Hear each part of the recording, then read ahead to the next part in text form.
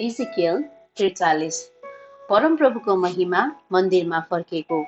तब मलाई ती मानिसले पूर्वतर्फ फर्केको मूल ढोकामा ल्याए अनि मैले इस्राएलका परमेश्वरको महिमा पूर्वबाट आइरहेको देखेँ। उहाँको स्वर उर्लेर आएका पानीहरूको गर्जन जस्तो थियो र देश उहाँको महिमाले चम्क्यो। मैले देखेको दर्शन त्यही दर्शन जस्तो थियो जो उहाँ सहरलाई सर्वनाश गर्न आउनुहुँदा मैले देखेको थिएँ र जुन दर्शनहरू कबार नदीको किनारमा मैले देखेको थिएँ र म भुइँमा घोप्टो परे। परमप्रभुको महिमा पूर्वपट्टि फर्केको मूल ढोकाबाट मन्दिरभित्र पस्यो। तब आत्माले मलाई उचाल्नुभयो र मलाई भित्री चोकमा ल्याउनुभयो र परमप्रभुको महिमाले मन्दिर भरियो। ती मानिस चाहिँ मेरो छेउमा उभिरहँदा मन्दिरबाट कोही बोलिरहेको मैले सुने। उहाँले मलाई भन्नुभयो, हे मानिसको छोरो, यो त मेरो सिंहासनको ठाउँ हो र यो ठाउँ मेरा पाउँका पैतालाका निम्ति पनि हो। यहाँ म इस्राएलीहरूसित सदा सर्वदै बस्नेछु।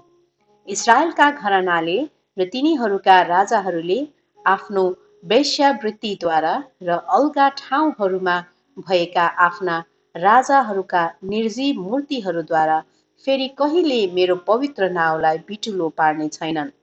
जब तिनीहरूले आफ्नो संहार मेरो संहार नजिक र आफ्नो ढोकाका खामाहरू मेरो ढोकाका खामाहरू नजिक बनाए र मेरो र तिनीहरूको बीच एउटा भित्ता मात्र राखे, तब तिनीहरूका घिनलाग्दा व्यवहारद्वारा तिनीहरूले मेरो पवित्र नाउँलाई अपवित्र पारे।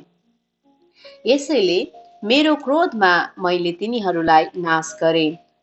अब तिनीहरूले आफ्नो वेश्यावृत्तिलाई त्यागुन् र तिनीहरूका राजाहरूका निर्जीव मूर्तिहरूलाई मेरो सामुन्नेबाट हटाउन् र म तिमीहरूका बीचमा सदा सर्वदा रहनेछु। हे मानिसको छोरा, इस्राएलका मानिसहरूलाई यस मन्दिरको विषयमा भन्, ताकि तिनीहरू आफ्ना पापहरूका निम्ति लज्जित होउन्।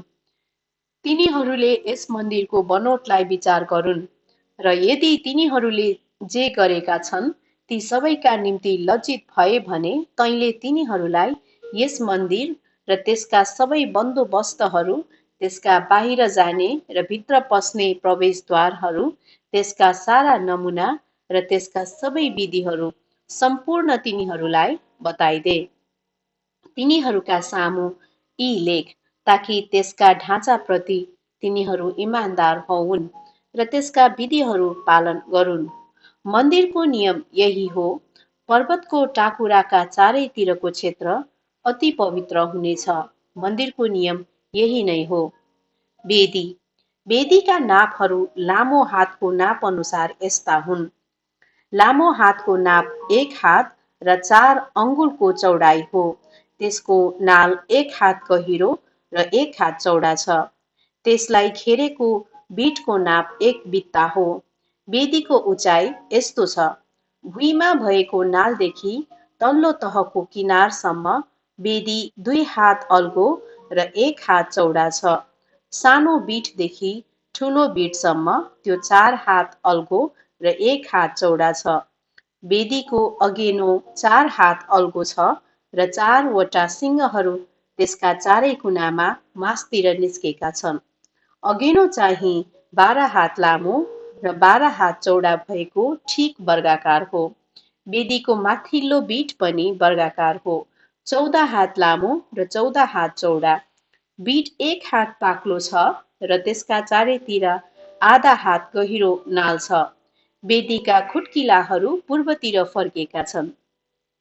तब तिनले मलाई भने, हे मानिसको छोरो, परमप्रभु परमेश्वर यसो भन्नुहुन्छ, वेदी बनाइसकेपछि होम बलि चढाउन् र वेदीमा रगत छर्कनलाई विधिहरू यी नै हुन्। तिमीहरूले पुजारीहरूलाई पाप बलिको निम्ति एउटा बाछो खटाइदिनुपर्छ, जुन पुजारीहरू सादोकको परिवारका लेवी हुन्, जो मेरो सेवा गर्न मेरो नजिक आउँछन्।